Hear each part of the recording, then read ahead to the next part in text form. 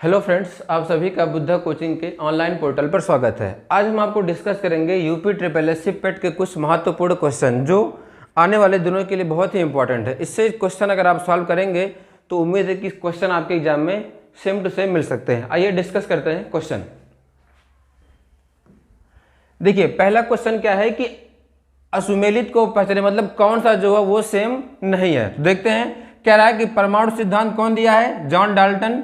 Electron की खोज J Thomson. Proton की खोज गोल्डस्टीन। और न्यूट्रॉन खोज को क्या लिखा हुआ है? एंडरसन। जबकि आपको पता है कि न्यूट्रॉन की खोज कौन किया है? न्यूट्रॉन की खोज करने वाले साइंटिस्ट कौन है? James Chadwick. इन्होंने क्या किया है? न्यूट्रॉन की खोज किया है। एंडरसन ने किसी खोज की है? एंडरसन ने इलेक्ट्रॉन के एंटी पार्टिकल, एंडरसन ने इलेक्ट्रॉन के प्रतिकण किसकी खोज की है?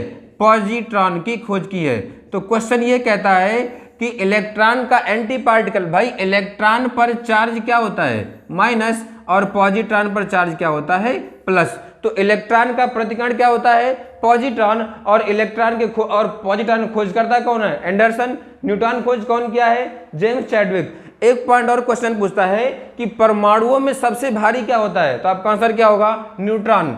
इलेक्ट्रॉन का द्रव्यमान कितना होता है?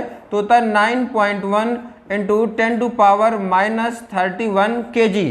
कहता है प्रोटॉन का द्रव्यमान कितना होता है? 1.67 इंटू 10⁻27 किलोग्राम। जबकि अगर आप न्यूट्रॉन की बात करेंगे तो होता है 1.67 10⁻27। तो क्वेश्चन ये भी पूछता है कि परमाणुओं में, क्वेश्चन पूछता है कि परमाणुओं में सबसे भारी क्या होता है? तो हमारा आंसर क्या होता है? न्यूट्रॉन। लेकिन कह रहा है कौन सुमेलित नहीं है, तो भी आंसर क्या होगा आपका? न्यूट्रॉन। क्योंकि न्यूट्रॉन खोज करता कौन है? James Chadwick. और एंडरसन खोज कर किससे? आपके पॉजिट्रॉन, जो कि आपका इलेक्ट्रॉन का एंटी पार्टिकल है।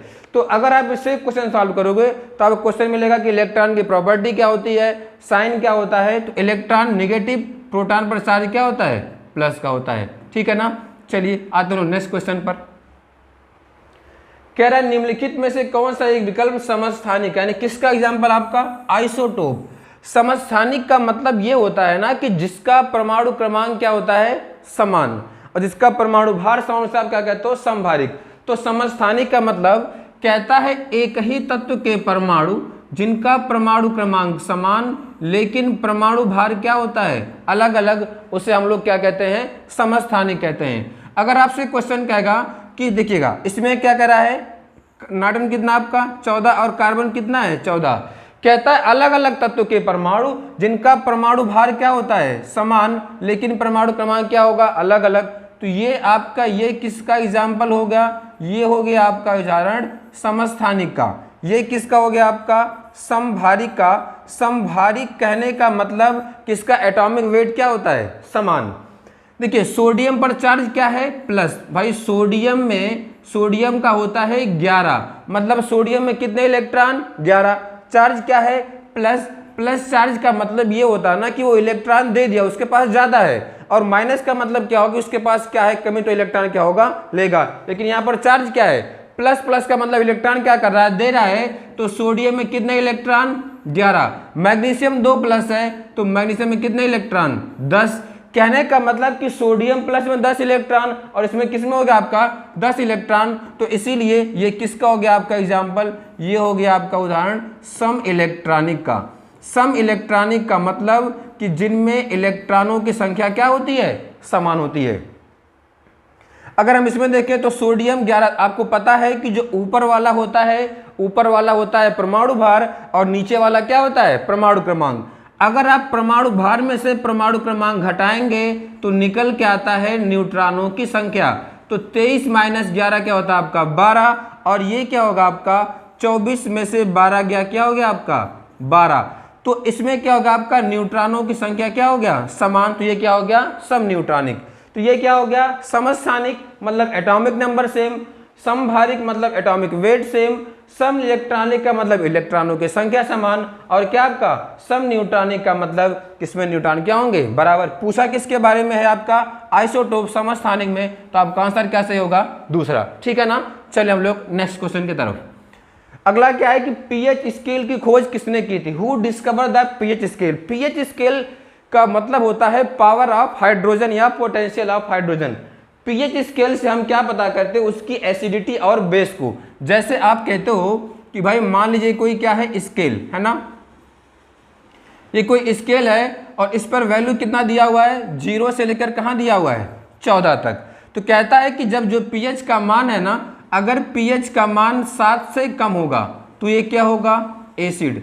अगर इसका मान 7 से क्या होगा, ज़्यादा होगा तो ये क्या होगा आपका बेस। अगर इसका पीएच मान कितना होगा, 7, तो ये क्या होगा आपका न्यूट्रल। भाई जैसे आप कहते हो ब्लड का पीएच मान कितना होता है, 7.4। आप कहते हो दूध का पीएच मान कितना होता है, 6.5। आप कहते हो डिस्टिल वाटर का पीएच मान कितना होता है, 7। नमक का पीएच मान कितना होता है, 7। मतलब नमक क्या होता है, उदासीन। ब्लड कैसा होता है, बेसिक। दूध कैसा होता है, अम्लीय। तो कहने का मतलब जब पीएच मान 7 से कम तो एसिड, 7 से अधिक तो बेस, और 7 क्या होगा आपका न्यूट्रल।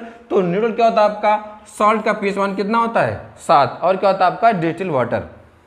लेकिन यहाँ किसके बारे में पूछा, खोज करता ऑटो हान। ऑटो हान जो खोज करता है, ऑटो हान खोज करता है अणु बम के। ठीक, अगर हम आपसे क्वेश्चन और कह दें कि परमाणु बम के खोज करता कौन है, तो परमाणु बम जो आपका एटम बम, परमाणु बम के खोज करता है रॉबर्ट ओपेनहीमर। अगर आपसे कह देगा कि हाइड्रोजन बम के खोज करता कौन है, तो हाइड्रोजन बम के खोज करता है एडवर्ड टेलर। कौन है भाई, एडवर्ड टेलर। अब आपको यहाँ से एक पॉइंट और बता दें कि जो आपका परमाणु बम है, जो आपका न्यूक्लियर फिजन है ना, वो नाभिकीय विखंडन की अभिक्रिया पर कार्य करता है। और हाइड्रोजन बम किस पर काम करता है, नाभिकीय संलयन पर। परमाणु बम का सबसे पहले प्रयोग कब हुआ था, 6 और 9 अगस्त को हिरोशिमा और नागासाकी पर सेकेंड वर्ल्ड वॉर में जापान में हुआ था। और इसमें खोज करता कौन है, एडवर्ड टेलर। ये काम करता है नाभिकीय संलयन की अभिक्रिया पर। जबकि आपको पता होगा कि सूर्य और तारे की ऊर्जा का स्रोत भी क्या है, नाभिकीय संलयन है। ठीक है ना।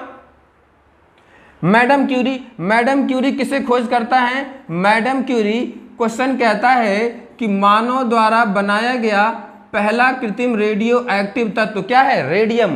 तो मैडम क्यूरी ने रेडियम, पहले कृत्रिम रेडियो एक्टिव तत्व रेडियम की खोज मैडम क्यूरी ने पिंच ब्लड, पिंच ब्लड क्या है, यूरेनियम का ओर है, उसकी सहायता से की थी। तो मैडम क्यूरी ने किसकी सहायता से, पिंच ब्लड की सहायता से रेडियम और पोलोनियम की खोज की थी। मैडम क्यूरी एक ऐसी महिला है जिन्हें 2 बार नोबेल पुरस्कार मिल चुका है। ठीक है, तो आपका अब ठीक पॉइंट हो गया। सोरेनसन क्या है, सोरेनसन ने किसे खोज की थी, तो आंसर क्या होगा आपका कि पीएच स्केल खोज कौन क्या है, सोरेनसन। 1902 में सोरेनसन क्या थे, डेनमार्क के वैज्ञानिक है। अगर हम बात करें मेंडलीफ ने, तो क्वेश्चन कहता है कि सबसे पहले आवर्त सारणी, सबसे पहले पीरियडिक टेबल का निर्माण कौन किया, तो आपका आंसर क्या होगा, मेंडलीफ। मेंडलीफ से पहले जो आपके न्यूलैंड थे, उन्होंने क्या किया, डोबेराइनर थे, उन्होंने आवर्त सारणी नहीं बनाई थी। आवर्त सारणी पहले कौन बनाया, मेंडलीफ। मेंडलीफ की आवर्त सारणी में आपके 7 वर्ग यानी 7 रो और कितने आपके 9 जो हैं आपके क्या है, कॉलम है, यानी 7 वर्ग और 9 क्या है, आवर्त है। मेंडलीफ की आवर्त सारणी फेल इसलिए हुए थे ना, क्योंकि मेंडलीफ ने अपनी आवर्त सारणी में किसी भी इनर्ट गैस के लिए या आइसोटोप के लिए कोई भी स्थान नहीं दिया था। तो आपका आंसर क्या होगा, पेस्केल के सोरेनसन। बताने का मेरे मतलब ये है ना कि जो आप एक बार क्वेश्चन देख लोगे खोजकर्ता वाला कि किससे खोजकर्ता कौन है। ठीक है, चलिए आते हैं नेक्स्ट क्वेश्चन। कह रहा निम्नलिखित में से किस वैज्ञानिक उपकरण का उपयोग समुद्र की गहराई मापने में, अब समुद्र की गहराई मापने की बात करा तो और देख लीजिए, हाइग्रोमीटर, हाइग्रोमीटर का प्रयोग करते हैं ह्यूमिडिटी ऑफ एयर, हाइग्रोमीटर का प्रयोग करते हैं क्या करने में, हवा की आर्द्रता मापने में। पायरोमीटर का प्रयोग क्या करते हैं आप, उच्च ताप, हाई टेम्परेचर मापने में किसका प्रयोग करते हैं, पायरोमीटर का। बैरोमीटर का प्रयोग कहाँ किया जाता है, एटमॉस्फेरिक प्रेशर यानी वायुमंडलीय दाब मापने में किसका प्रयोग करते हैं, बैरोमीटर।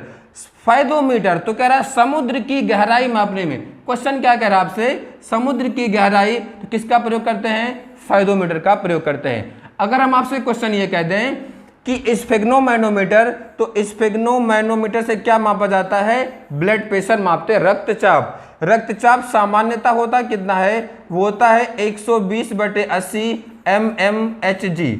क्वेश्चन आपसे ये पूछ सकता है कि जो ब्लड प्रेशर आप मेजर करते हो वो आर्टरी वाला होता है या वेन वाला, यानी सिरा वाला होता है या धमनी वाला होता है। तो आपको जो स्पिग्नोमेनोमीटर है वो हम लोग किसमें वाला करते हैं, वो हम लोग धमनी वाला ब्लड प्रेशर मापते हैं। अच्छा, हृदय की गति किससे मापते हैं, वो मापते हैं हम स्टेथोस्कोप से। पौधों की वृद्धि किससे मापते हैं, क्रेस्कोग्राफ से। जल का बहाव किससे मापते हैं, वो मापा जाता है क्यूसेक से। झूठ का पता किससे लगाते हैं, पॉलीग्राफ से। तो ये भी क्वेश्चन आपको मिल सकता है ये मापन यंत्र वाले टॉपिक से, ठीक है ना। चलिए बढ़ते हैं नेक्स्ट क्वेश्चन। कह रहा ध्वनि का तारतम्य निम्नलिखित में से किस पर डिपेंड करता है, दिया हुआ इंटेंसिटी, टिम्बर, वेवलेंथ या फ्रीक्वेंसी। अगर हम बात करें इंटेंसिटी की तीव्रता के बारे में बात करें तो कहता है कि कोई भी ध्वनि हमें कितनी धीमी अथवा कितनी तेज सुनाई देती है, इसे ध्वनि की क्या कहते हैं, तीव्रता। ध्वनि की तीव्रता को किस में मापा जाता है, डेसिबल में मापा जाता है। WHO के अनुसार 45 डेसिबल ध्वनि मानव कान के लिए क्या है, सर्वोत्तम है। यहाँ से आपको एक पॉइंट हम और बता दें कि जब ध्वनि की तीव्रता, इसी ध्वनि की तीव्रता 75 डेसिबल से ज़्यादा होती है तो हम लोग क्या कहते हैं, ध्वनि प्रदूषण हो रहा है। तो एक क्वेश्चन और कहता है, क्वेश्चन ये भी कहता है कि ग्रीन मफलर का संबंध किससे है, किससे है, साउंड पोल्यूशन से। अलग अलग पॉइंट भी आता है, जैसे कहता है पत्ते की सरसराहट से तो कितना डेसिबल, 20 डेसिबल। सामान्य बातचीत में 15 से 20 डेसिबल, सामान्य बातचीत में 30 से 40। पत्ते की सरसराहट से आपका होता है लगभग 20 डेसिबल। व्यक्ति के फुसफुसाने से 15 से 20 डेसिबल। वायुयान से कितना निकलता है, लगभग 140 डेसिबल। ये भी पॉइंट आप किससे मिलेगा, इंटेंसिटी में। टिम्बर के बारे में अगर हम बात करें, गुणता के बारे में, तो गुणता में जैसे ना कहता है कि भाई मान लीजिए आपने पहले क्या सुना है, बांसुरी, और पहले क्या सुना हुआ है, गिटार। आप कहीं कमरे में बैठे हो तो कहीं यहाँ क्या बज रहा है, बांसुरी, यहाँ क्या बज रहा है, गिटार। तो आप आवाज़ को पहचानते कैसे हो, या कोई व्यक्ति मान लीजिए आपको फोन किया तो आप आवाज़ कैसे पहचान ले, तो हाँ हेलो आप बोल रहे हो, तो किससे प्रॉपर्टी है, टिम्बर। कहता है कि हम व्यक्ति की अलग अलग आवाज़ों को पहचानते कैसे हैं, टिम्बर से, गुणता से पहचानते हैं। लेकिन हमारा क्वेश्चन है ना कि पिच किस पर डिपेंड करता है, तारत्व। तो जो ध्वनि का तारत्व है वो डिपेंड किस पर करता है, वो डिपेंड करता है फ्रीक्वेंसी पर। इसका मतलब क्या हुआ, इसका मतलब ये हुआ ना कि जिसकी फ्रीक्वेंसी ज़्यादा होगी उसका तारत्व क्या होगा, ज़्यादा। तो आवाज़ क्या निकलती है आपकी, पतली निकलती है, ठीक है ना। क्या कहा आपने कि जिसकी फ्रीक्वेंसी ज़्यादा उसका तारत्व क्या होगा, ज़्यादा होगा, और आवाज़ क्या होगा आपका, पतला होगा। नेक्स्ट पॉइंट कहता है जिसकी फ्रीक्वेंसी कम उसका तारत्व कम, और आवाज़ क्या होता है, आवाज़ होता है मोटा। जैसे क्वेश्चन कहता है कि शेर की दहाड़ और मच्छर की भनभनाहट में क्या अंतर है, तो शेर की दहाड़ की फ्रीक्वेंसी क्या होती है, कम। तो फ्रीक्वेंसी कम होगी तो आवाज़ क्या होगा, मोटा। और जो मच्छर है उसकी फ्रीक्वेंसी क्या होती है, ज़्यादा। अगर फ्रीक्वेंसी ज़्यादा होगी तो पिच क्या होगा, कम, और आवाज़ क्या होता है, पतला होता है। यानी आवाज़ का चुभना किस पर डिपेंड करता है, फ्रीक्वेंसी पर। यानी फ्रीक्वेंसी क्या होती है, ज़्यादा होती है। जैसे आप देखे होंगे जो फेरी वाले सामान बेचते हैं ना, तो क्या करते हैं, फ्रीक्वेंसी को चेंज करता ताकि आवाज का आपको पतला सुनाई दे, ठीक है। तो ये क्वेश्चन आप एक बार देख लीजिएगा। आते हैं नेक्स्ट क्वेश्चन पर। क्या निम्नलिखित में से पहचानिए कौन, सुमेलित करना, मिलान करना है। तो मिलान करने वाले में सबसे पहले आपको यहां दिख रहा होगा कि सारा का सारा जो क्वेश्चन है वो किससे है, मानव नेत्र से है। मतलब कौन सा लेंस हम यूज करते हैं। देखिएगा तो यहाँ पर दिया निकट दृष्टि दोष। आपको पता है ये क्वेश्चन बहुत कंफ्यूज करता है, तो कंफ्यूज में दूर करिएगा। देखिए यहाँ लिखा हुआ निकट दृष्टि दोष, नाम का उल्टा कर दीजिए। आपको पढ़ के लग रहा है कि समस्या निकट की है, नहीं। निकट दृष्टि दोष में क्या होता है, हमको निकट की वस्तु दिखाई देती है लेकिन दूर की वस्तु स्पष्ट दिखाई नहीं देती है। तो इसका उल्टा कर दीजिएगा। दूर दृष्टि दोष में क्या होगा भाई, आपको दूर की वस्तु दिखाई देगी लेकिन निकट की वस्तु स्पष्ट दिखाई नहीं देती है। जरा दृष्टि दोष में ना तो दूर की और ना ही पास की। और अबिंदुता में क्या होता है, इसमें जो व्यक्ति है हमारा उस हॉरिजॉन्टल और वर्टिकल में अंतर स्पष्ट नहीं कर पाता। जैसे ना अगर कोई व्यक्ति चश्मा पहनता होगा तो आप भाई पूछते हो कि भाई आपके चश्मे का पावर क्या है, प्लस है कि माइनस है। जैसे मान लीजिए अगर एक व्यक्ति चश्मा पहना है उसके पावर कितना है, -1.5 डायोमीटर, और एक व्यक्ति पहना है उसका पावर कितना है, +1.5 डायोमीटर। तो इसके कहने का मतलब क्या हो रहा है, इसके कहने का मतलब ये है ना कि जब ये व्यक्ति माइनस पहना है तो माइनस कौन सा लेंस पहना है, वो कॉनकेव लेंस। कौन सा लेंस पहना है? कॉनकेव, अवतल लेंस। और प्लस पहनने का मतलब कि वह व्यक्ति कौन सा लेंस पहना है? उत्तल। ये होता है, टॉपिक आता है पावर ऑफ लेंस, लेंस की क्षमता। लेंस की क्षमता क्या होता है? P इक्वल टू होता है 1/f, यानी लेंस की क्षमता का मात्रक क्या होता है? डायोप्टर होता है। क्षमता का मात्रक क्या हो गया? डायोप्टर। माइनस का मतलब कौन सा लेंस पहना है? अवतल लेंस। और प्लस का मतलब कौन सा लेंस पहना है? उत्तल लेंस। कहने का मतलब है, जैसे आप देखते होंगे कि भाई कोई भी चश्मा पहना है तो उसका पावर माइनस है। माइनस का मतलब कि उसको समस्या कैसी है? मायोपिया की है, निकट दृष्टि। यानी कौन सा लेंस पहनेगा? यानी वो जो व्यक्ति है वो आपका लेंस कौन सा पहनेगा? अवतल लेंस। यानी उसको वस्तु स्पष्ट जो है दूर की दिखाई नहीं दे रही है, तो दूर में क्या पहनेगा? वो उत्तल लेंस का। जरा दृष्टि दोष का मतलब दोनों रहेगा, दोनों मतलब बाईफोकल, यानी अवतल और उत्तल। तो आंसर क्या होगा आपका? बाईफोकल। और इसमें क्या बनेगा आपका? सिलेंड्रिकल। कौन सा मैच करा आपका? Option second. ठीक है, तो इसमें आप देखिए क्वेश्चन की लेंस वाले कैसे कैसे बनते हैं। इसे क्वेश्चन और पूछ सकता है आपसे। क्वेश्चन कहता है कि मानव नेत्र के किस भाग पर इमेज बनता है? तो कहाँ बनता है? रेटिना पर बनता है। कहता है कि नेत्रदान के समय कौन सा भाग दान करते हैं? कार्निया। स्पष्ट दृष्टि की न्यूनतम दूरी कितनी होती है? 25 सेंटीमीटर। मानव नेत्र में कौन सा लेंस लगा होता है? उत्तल लेंस लगा होता है। उत्तल लेंस लगा होने का मतलब कि मानव नेत्र पर हमेशा प्रतिबिंब कैसा बनता है?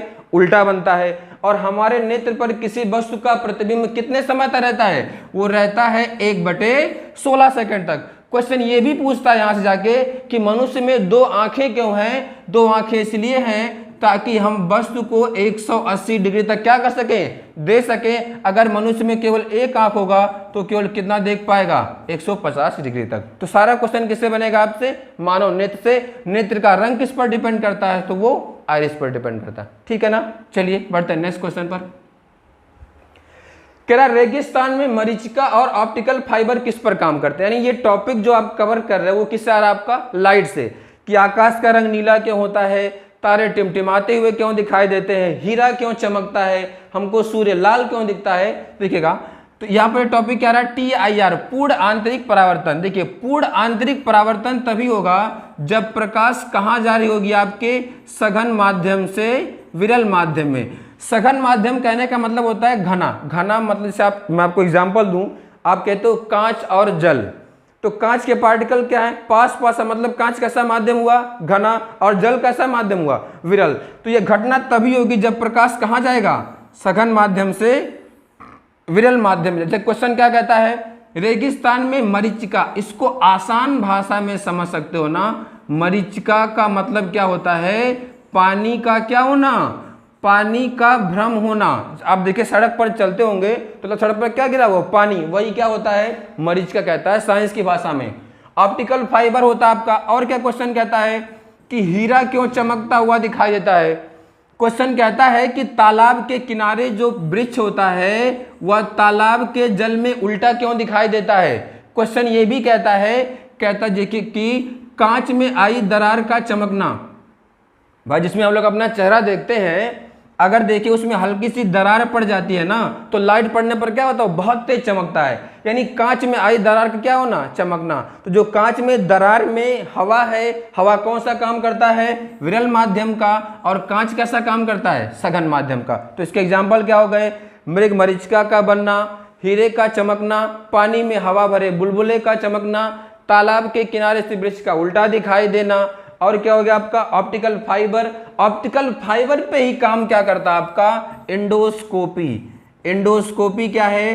पेट के अंदर जांच करने वाला एक मशीन है, वो भी किस पर काम करता है? TIR पर, पूर्ण आंतरिक परावर्तन पर। ठीक है ना। देखिए अगला आपका क्या आ रहा पॉइंट? अगला आ रहा है रिफ्रैक्शन, अपवर्तन। अपवर्तन का मतलब ये होता है ना कि जब प्रकाश कहाँ जा रही होगी? एक ट्रांसपेरेंट मीडियम से दूसरे ट्रांसपेरेंट में। यानी क्वेश्चन कहता है कि तारे हमको टिमटिमाते हुए दिखाई देते हैं, क्यों? क्वेश्चन कहता है कि मछली अपने वास्तविक स्थिति से ऊपर उठी हुई दिखाई देती है, क्यों? आप देखेंगे गर्मी के मौसम में ना जो जूस वगैरह पिलाते हैं, नींबू रखते तो नींबू क्या होता है? अपने आकार से बड़ा दिखाई देता है। आपका आंसर क्या होता है? रिफ्रैक्शन। ठीक। बरसात की बूंदों का गोल होना। यहां पर एक टॉपिक आता है आपका सरफेस टेंशन। क्या आता है? पृष्ठ तनाव। सरफेस टेंशन कहने का मतलब ये हो गया ना कि जो वस्तु जितना ज्यादा सिकुड़ेगा उसका पृष्ठ तनाव क्या होगा, ज्यादा। जिसे कहता है वर्षा की बूंदों का गोल होना, कहता है कि गर्म सूप या गर्म खाने का स्वादिष्ट लगना, कहता पतली सुई का जल की सतह पर तैरना, है ना। या फिर क्वेश्चन आपसे ये भी कहता, देखिए आप जब व्यक्ति नहा के आता है तो उसके बाल क्या होते हैं, चिपके हुए होते हैं, मतलब उसका सरफेस टेंशन क्या होता है, ज्यादा। कहने का मतलब कि जो सिकुड़ेगा तो पृष्ठ तनाव क्या होगा, ज्यादा होगा। तो अगर हम किसी भी द्रव को गर्म करेंगे तो उसका पृष्ठ तनाव क्या होगा, घटेगा। इसीलिए क्वेश्चन कहता है कि गर्म सूप स्वादिष्ट क्यों लगता है, सरफेस टेंशन के कारण। एक पॉइंट और आ रहा है यहां पर, स्कैटरिंग, प्रकीर्णन। प्रकीर्णन का मतलब क्या होता है भाई, फैलना। जैसे क्वेश्चन कहता है ना कि आकाश का रंग नीला दिखाई देता है, क्यों? तो आकाश का रंग नीला क्यों दिखाई देता है, स्कैटरिंग ऑफ लाइट के कारण। इसकी व्याख्या कौन किया था, इसकी व्याख्या करने वाले वैज्ञानिक कौन है, सीवी रमन, चंद्रशेखर वेंकट रमन।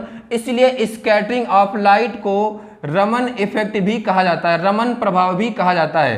तो यहां से क्वेश्चन ये भी कहता है, सीवी रमन एशिया के ऐसे पहले वैज्ञानिक थे जिन्हें फिजिक्स के क्षेत्र में क्या मिला था, नोबेल प्राइज। वो भी कब मिला था, 1930 में। 1930 में इन्हें क्या मिला था, नोबेल पुरस्कार मिला था। इसीलिए इन्हीं के जन्म दिवस पर हम लोग 28 फरवरी क्या मनाते हैं, विज्ञान दिवस मनाते हैं। तो क्वेश्चन कहता है आकाश का रंग नीला दिखाई देना, सूर्य का सुबह और शाम के समय लाल दिखाई देना, आंसर क्या होगा, प्रकीर्णन। लेकिन कहेगा कि सूर्य का सूर्योदय से पहले एवं सूर्यास्त के बाद आभासी, तब आपका आंसर क्या होगा, रिफ्रैक्शन। और क्वेश्चन क्या कहेगा कि चंद्रमा से देखने पर आकाश का रंग कैसा दिखाई देता है, काला। क्यों? क्योंकि चंद्रमा पर वायुमंडल नहीं है, तो वहां पर प्रकीर्णन घटना नहीं होती है। लेकिन क्वेश्चन पूछा क्या है आपको, मृगमरीच का ऑप्टिकल फाइबर, तो आपका आंसर क्या होगा, TIR, पूर्ण आंतरिक परावर्तन। तो सारे पॉइंट आप क्या होगा, इसमें कवर होगा। ठीक है, चलिए आते हैं नेक्स्ट क्वेश्चन पर। कह रहा विद्युत फ्यूज तार का जो इलेक्ट्रिक फ्यूज वायर है ना, उसमें किस मिश्र धातु का प्रयोग होता है। मिश्र धातु का मतलब कि जब बहुत सारे धातुएं आपस में मिलकर क्या करती हैं, समांगी मिश्र, मतलब क्या बनाती है, होमोजीनियस मिक्सर, तो उसे हम क्या कहते हैं, मिश्र धातु कहते हैं। देखिए क्या आपका कॉपर और जिंक, तो ये क्या होता है आपका पीतल, पिताजी करके आपको ट्रिक पता होगा, पीतल। कॉपर और टिन क्या होता है आपका ब्रॉन्ज यानी कांसा। Sn और Pb यानी लेड और टिन किसका बना होता है आपका, फ्यूज तार। ये क्या होता है कॉपर, जिंक और निकिल, इसे आप कहते हो जर्मन सिल्वर। क्या कहते हो, जर्मन सिल्वर। तो क्वेश्चन ये बहुत कंफ्यूज करता है। क्वेश्चन कहता है कि जर्मन सिल्वर में सिल्वर की मात्रा कितनी होती है, कहीं सिल्वर है इसमें, नहीं। तो जर्मन सिल्वर में सिल्वर की मात्रा कितनी होती है, 0%। क्वेश्चन आपसे और भी कह सकता है, इसमें क्वेश्चन आपसे कह देगा, जैसे कह देगा आपसे कि कृत्रिम सोना, आर्टिफिशियल गोल्ड, तो क्या मिलाते हो आप, कॉपर और एल्यूमिनियम, क्या बन जाता है, कृत्रिम सोना। स्टेनलेस स्टील कैसे बनाते हैं, स्टील बनाने में वैसे आपका आयरन, क्रोमियम, निकिल, मैग्नीज और क्या होता है, कार्बन, लेकिन मुख्यतः क्या मिलाता है इसमें, क्रोमियम। और अगर इसी में निकिल की मात्रा ज्यादा होती है तो क्या बन जाता है ये, तो ये बन जाता आपका नाइक्रोम का तार। तो क्वेश्चन यहां से एक और बन गया कि विद्युत हीटर और विद्युत प्रेस के तार बनाने में किसका होता है, नाइक्रोम का प्रयोग होता है। जो भी मिश्र धातु वाले क्वेश्चन है ना, अब किससे बन जाएगा, विद्युत फ्यूज से। अब यहीं पर टर्म आगे आपको बता दे रहा हूं, इलेक्ट्रिक जो वायर है, विद्युत फ्यूज हमेशा किस क्रम में लगा होता है, सीरीज कॉम्बिनेशन में, श्रेणी क्रम में। लेकिन जो हम लोग घरों की वायरिंग करते हैं, घरों की वायरिंग किस क्रम में की जाती है, समांतर क्रम में की जाती है। जो मिश्र धातु वाले पॉइंट आप यहां से कवर कर लोगे, ठीक है ना। ओके, चलते हैं नेक्स्ट क्वेश्चन पर। इसमें सुमेलित करना कौन किससे आता है, तो टॉपिक जो इसमें आपका आता है वो है कंजर्वेशन ऑफ एनर्जी, ऊर्जा संरक्षण का नियम। ऊर्जा संरक्षण का नियम ये कहता है कि ऊर्जा कभी भी नष्ट नहीं होती, बल्कि वो क्या होती है, बदलती है। जैसे आप एग्जांपल ले लीजिएगा, बल्ब, अगर बल्ब में लाइट करंट ना आए तो क्या बल्ब जलेगा, नहीं। तो पहले आपको क्या चाहिए, पहले आपको चाहिए विद्युत यानी करंट। आपने स्विच ऑन किया, वो क्या दे दिया आपको, प्रकाश। तो बल्ब क्या करता है, विद्युत ऊर्जा को प्रकाश। मान लीजिए मोमबत्ती है, मोमबत्ती किसका बना होता है, केमिकल का, पेट्रोलियम उत्पाद पैराफिन मोम का क्या बनता है, मोमबत्ती। तो एक केमिकल मतलब इसमें कौन सी ऊर्जा, रासायनिक ऊर्जा, जलाएंगे तो क्या देगा, प्रकाश। तो कंजर्वेशन कहने का मतलब कि एनर्जी क्या होती है, कन्वर्ट। आप कहते हो विद्युत सेल, तो सेल में क्या होता है केमिकल, तो क्या करता है केमिकल को इलेक्ट्रिकल में यानी रासायनिक ऊर्जा को विद्युत ऊर्जा में। तो देखिए लाउड स्पीकर मतलब जो बूफर होता है, तो पहले क्या चाहिए आपको करंट यानी कौन सी ऊर्जा, विद्युत ऊर्जा, तो क्या होगा आपका किसमें कन्वर्ट करेगा विद्युत ऊर्जा को ध्वनि ऊर्जा में। विद्युत बल्ब क्या करेगा आपको विद्युत ऊर्जा को प्रकाश ऊर्जा में। माइक्रोफोन क्या करता है भाई ध्वनि ऊर्जा को विद्युत ऊर्जा में। और अगर आपसे कह देगा जनरेटर तो इसका क्या होगा यांत्रिक ऊर्जा को विद्युत में। और देखिए क्वेश्चन क्या है, क्या देगा सोलर सेल, सोलर सेल। तो भाई सोलर सेल आपको पता है कि जब आप सोलर सेल लगाते हो तो उसमें क्या मिलती है आपको, सूर्य से एनर्जी मिलती है। तो सूर्य से एनर्जी मिलेगी तो कौन सी ऊर्जा, तो ये हो जाएगा सौर ऊर्जा। जब आप इसमें फिर क्या करोगे बैटरी चार्ज करोगे, यानी सोलर सेल क्या करता है सौर ऊर्जा को विद्युत ऊर्जा में। क्या देगा फोटोसिंथेसिस प्रकाश संश्लेषण, वो क्या करता है, वो क्या करता है लाइट एनर्जी को केमिकल में। तो कंजर्वेशन ऑफ एनर्जी वाले टॉपिक को भी आप देखेगा, क्वेश्चन इससे क्वेश्चन हर एग्जाम में पूछता है, मोस्ट इंपॉर्टेंट क्वेश्चन है। ठीक है चलते हैं नेक्स्ट क्वेश्चन पर। कह रहा नींबू का स्वाद खट्टा, ये पिछली बार पेट का क्वेश्चन है, तो ये इसलिए मैंने लिया है ना ताकि क्वेश्चन को आप ऑप्शन से करो, ऑप्शन से और क्या क्या क्वेश्चन इसमें बन सकते हैं। आइए देखते हैं। देखिए क्या है फॉर्मिक अम्ल, पहला पॉइंट जानिएगा कि फॉर्मिक अम्ल को हम लोग मेथेनोइक अम्ल भी कहते हैं। ठीक, फॉर्मिक अम्ल का रिसोर्स क्या है, कहता है चींटी में, कहता है बिच्छू के डंक में कौन सा अम्ल प्राप्त होता है, तो आपका आंसर क्या होगा फॉर्मिक अम्ल। यही क्वेश्चन और पूछ सकता है, क्वेश्चन कह सकता है कि खांसी की दवा बनाने में किस अम्ल का प्रयोग करते हैं, फॉर्मिक अम्ल था। क्वेश्चन कह देगा फलों के रसों को सुरक्षित रखने में किसका प्रयोग करते हैं, फॉर्मिक अम्ल का प्रयोग करते हैं।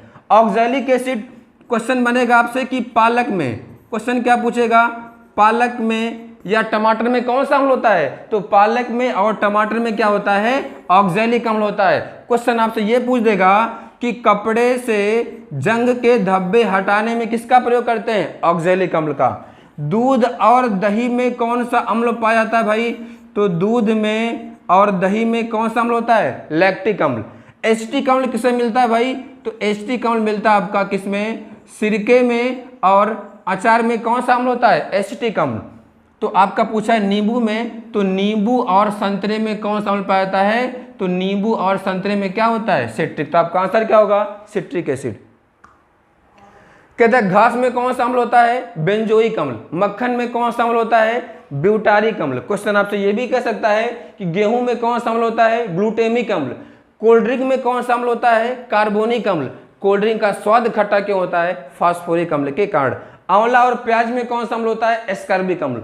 तो क्वेश्चन है ना कि आप रिलेट करके चीजों को एक साथ पढ़ सकते हो, ठीक है ना। चलिए आते हैं नेक्स्ट क्वेश्चन पर। कह रहा ब्लीचिंग पाउडर का रासायनिक सूत्र क्या है, मतलब इसका और रासायनिक नाम क्या हो सकता है। देखिए ब्लीचिंग पाउडर को हम लोग और क्या कहते हैं, ब्लीचिंग पाउडर को विरंजक चूर्ण भी कहते हैं। इसे क्या कहते हैं, ब्लीचिंग पाउडर को विरंजक चूर्ण भी कहा जाता है। मतलब आपको क्या करेगा ना, क्वेश्चन में क्या करेगा, आपको एक नाम दे देगा और पूछेगा कि इसको और किस नाम से जाना जाता है, मतलब व्यापारिक नाम से और इसके रहते। तो ब्लीचिंग पाउडर देखिए मैं आपको सब बता रहा हूं। सोडियम कार्बोनेट, इसे आप कहते हो वॉशिंग सोडा, या सोडियम कार्बोनेट को धावन सोडा के नाम से जाना जाता है। सोडियम बाई कार्बोनेट, बाई मतलब खाने वाला सोडा, तो ये क्या हो जाएगा आपका बेकिंग सोडा या खाने वाला सोडा। कैल्शियम ऑक्सीक्लोराइड, यही आपका आंसर सही होगा, किसका, इसका होता है कैल्शियम ऑक्सीक्लोराइड या कैल्शियम हाइपोक्लोराइड।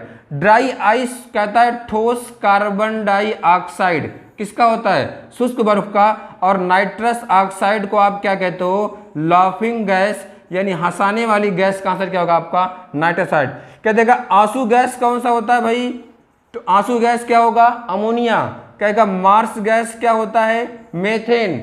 लाल दवा क्या होता है, पोटेशियम पर मैग्नेट KMnO4।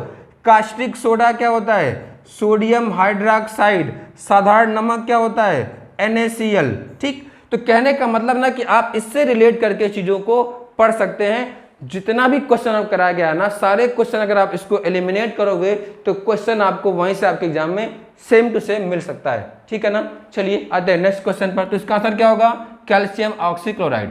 नेक्स्ट क्वेश्चन, कह रहा किस तापमान पर डिग्री सेल्सियस और फ़ारेनहाइट का मान समान होता है। तो पहला पॉइंट हम आपको ये बता दें कि डिग्री सेल्सियस और फ़ारेनहाइट ये किसके मात्रक होते हैं। तो ये मात्रक किसका होता है, ताप का। ताप मापने के 3 पैमाने, डिग्री सेंटीग्रेड, फ़ारेनहाइट और केल्विन। इसमें एक रिलेशन आता है, रिलेशन ये होता है C/5 F-32/9 और क्या होता है K-273/5। लेकिन पूछा किस में है, सेल्सियस और फ़ारेनहाइट पर, तो आप निकाल सकते हैं। देखिए फॉर्मूला क्या है, C/5 F-32/9। यहाँ से आप ले लीजिए, वैसे इसका आंसर होगा आपको 40 डिग्री, रख लीजिए मान -40/5 -40 -32 -72/9, 8 × 40 9 8 72, यानी -40 एक ऐसा ताप है जिस पर डिग्री सेंटीग्रेड और फ़ारेनहाइट का मान क्या होता है, समान। -273 क्या है भाई, इसे कहते हैं एब्सोल्यूट जीरो टेम्परेचर। इसे क्या कहा जाता है, परम शून्य ताप। एब्सोल्यूट जीरो टेम्परेचर कहने का मतलब यह है कि वह न्यूनतम ताप जिससे कम किसी भी वस्तु का ताप नहीं हो सकता है, उसकी वैल्यू कितनी होती है, -273 डिग्री सेंटीग्रेड, या इसी को क्या कहते हो आप, 0 केल्विन। ठीक, अब देखिए यहां से एक पॉइंट मैं आपको और ले रहा हूं। देखिए अगर क्वेश्चन कहता है कि ठंडक के मौसम में पाइपें फट जाती हैं क्यों, तो एक आपको पॉइंट आता है डेंसिटी। डेंसिटी इक्वल टू क्या होता है, मास अपॉन वॉल्यूम। घनत्व तो बराबर क्या होता है भाई, घनत्व तो बराबर होता है द्रव्यमान बटे आयतन। तो द्रव्यमान बटे आयतन का मतलब ये होगा कि D प्रोपोर्शनल टू 1/A। यानी क्वेश्चन आप जानते होंगे, कहता है 4 डिग्री पर डेंसिटी क्या होती है, सबसे ज्यादा, यानी 4 डिग्री सेंटीग्रेड पर जल का जो घनत्व है वो क्या होता है, सबसे ज्यादा। अगर डेंसिटी सबसे ज्यादा होगी तो वॉल्यूम क्या होगा, सबसे कम, यानी अगर ज्यादा तो डेंसिटी क्या होगी, कम। और आपको पता है कि पानी जो है ना, पानी बर्फ किस पर बनता है, पानी बर्फ बनता है 0 डिग्री पर। अगर 0 डिग्री पर, हम यहाँ से पॉइंट आपको एक ले रहे हैं कि अगर 0 डिग्री पर डेंसिटी क्या होगी, कम होगी, तो वॉल्यूम क्या होगा, ज्यादा। और आपको पता है पानी बर्फ किस पर बनता है, 0 पर। पूरे कहानी का पॉइंट यह है कि जब जल क्या बनेगा, जब जल बर्फ बनेगा तो उसके आयतन में क्या होती है, वृद्धि। तो यहीं से क्वेश्चन कहता है कि ठंडक के मौसम में पाइपें फट जाती है क्यों, इसलिए फटती हैं क्योंकि जब पानी बर्फ बनेगा तो उसके आयतन में क्या होगा, वृद्धि होगा। उससे कई सारे पॉइंट हैं कि डिग्री सेंटीग्रेड, फ़ारेनहाइट और केल्विन में रिलेशन क्या होता है, परम शून्य ताप क्या होता है, -273 डिग्री, -40 क्या, जिस पर दोनों का ताप क्या होता है, समान होता है। 0 डिग्री पर पानी क्या होता है, बर्फ बनता है। 4 डिग्री पर डेंसिटी क्या होती है, ज्यादा, यानी अगर पानी बर्फ बनेगा तो आयतन बढ़ेगा और पाइपें क्या हो जाएंगी, आपकी फट जाएंगी। ठीक है ना। तो हीट वाले क्वेश्चन आप इस टॉपिक से कर सकते हो। ठीक, चलिए नेक्स्ट क्वेश्चन पर आते हैं। कह रहा आइडेंटिफाई द मिसमैच पेयर। कहने का मतलब ये जो टॉपिक आप ले रहे हो ना, वो क्या है, मात्रक से। किसमें आप मेजर करते हो, देखिए तो डेसिबल क्या है, ध्वनि की तीव्रता। यानी क्वेश्चन कहता है कि शोर को किसमें मापा जाता है, तो शोर को किसमें मापते हैं हम लोग, शोर को मापते हैं डेसिबल में। अश्वशक्ति, देखिए शक्ति का एक और मात्रक होता है, शक्ति का एक और मात्रक क्या होता है, वाट। शक्ति का मात्रक क्या होता है, वाट। शक्ति का एक और मात्रक होता है हार्स पावर, अश्वशक्ति। तो क्वेश्चन ये भी कहता है कि 1 हार्स पावर कितना होता है, तो ये होता है 746 वाट के बराबर। यानी 1 हार्स पावर कितना होता है आपका, 746 वाट। ये भी क्वेश्चन पूछ सकता है एग्जाम में, क्या कि 1 हार्स पावर कितना होगा, 746 वाट के बराबर होगा। नॉटिकल मील, हाँ, समुद्री दूरी मापने में किसका प्रयोग करते हैं, नॉटिकल मील का। लेकिन अगर आपसे क्वेश्चन कह देगा कि दूरी मापने की सबसे बड़ी इकाई क्या होती है, अगर आपसे यहीं पर क्वेश्चन कह देगा कि दूरी मापने की सबसे बड़ी इकाई क्या है, तो दूरी मापने की सबसे बड़ी इकाई क्या है, पारसेक। अगर क्वेश्चन नहीं दिया हुआ ऑप्शन में पारसेक, तो आप जाओगे प्रकाश वर्ष के साथ में। पिछली बार पेट का क्वेश्चन है कि प्रकाश वर्ष से कौन सी दूरी मापते हैं, तो प्रकाश वर्ष से दूरी कौन सी मापते हैं, निर्वात में प्रकाश वर्ष से मापा जाता है, वैक्यूम में, निर्वात में प्रकाश द्वारा 1 वर्ष में चली गई दूरी। क्योंकि वैक्यूम में ही लाइट की स्पीड क्या होती है, सबसे ज्यादा, कितनी होती है भाई, 3 × 10⁵ किलोमीटर प्रति सेकंड।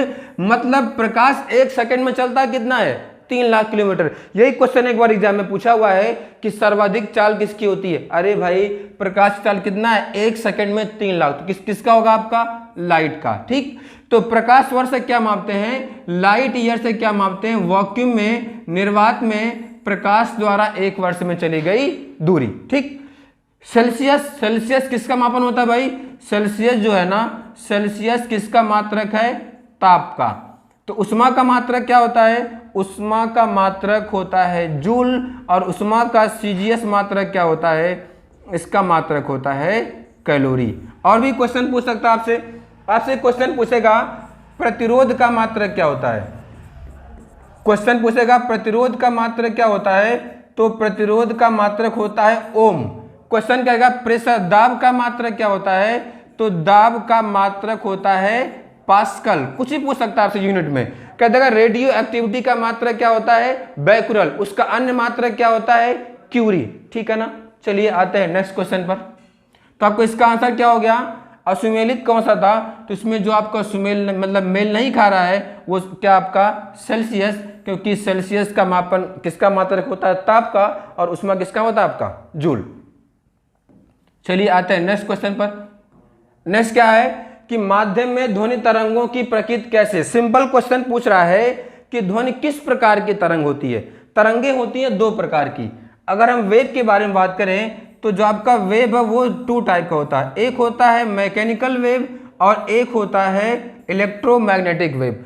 मैकेनिकल वेव 2 प्रकार का, लॉन्गिट्यूडनल और ट्रांसवर्स, यानी अनुदैर्ध्य और अनुप्रस्थ।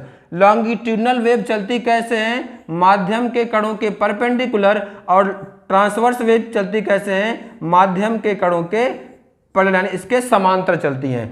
जबकि इनके चलने के लिए किसी भी माध्यम यानी किसी भी मीडियम की आवश्यकता नहीं होती। ये वेव का पॉइंट आ गया। जैसे कौन कौन तरंगे आपकी, तो रेडियो तरंगे, प्रकाश तरंगे, गामा तरंगे, एक्स किरणें, अवरक्त किरणें, दृश्य किरणें, अल्ट्रावायलेट, सारी की सारी कैसे होती हैं, विद्युत चुंबकीय। एक पॉइंट आप ये भी जान सकते हो कि सारी विद्युत चुंबकीय तरंगे माध्यम में किस प्रकार की होती हैं, ट्रांसवर्स। क्यों होती हैं, क्योंकि चलती कैसे, माध्यम में उसके परपेंडिकुलर। ठीक है ना। पूछ क्या रहा है, ध्वनि। तो ध्वनि में देखिए मैं आपको आसान सा पॉइंट बताऊं, कभी भूलेगा नहीं ये वाला पॉइंट, आज याद कर लीजिएगा। देखिए ध्वनि में धा वर्ड है और अनुदैर्ध्य में क्या है, आपका धा वर्ड है। तो ध्वनि किस प्रकार की तरंग होती है, ध्वनि अनुदैर्ध्य तरंग है। यानी क्वेश्चन आपसे यह कह सकता है कि ध्वनि तरंगे चलती कैसे हैं, तो ध्वनि तरंगे चलती हैं माध्यम के कणों के समांतर। यानी ध्वनि को चलने के लिए किसकी आवश्यकता है, मीडियम की आवश्यकता है। तो यहीं से एक क्वेश्चन और बन जाता है कि अगर चंद्रमा पर महाविस्फोट हो तो पृथ्वी पर स्थित व्यक्ति को कितने समय बाद सुनाई देगा। तो आपको पता है कि हमारे चंद्रमा पर वायुमंडल नहीं है, वहां पर क्या है, निर्वात है। और अभी आपने कहा कि ध्वनि को क्या चाहिए, माध्यम।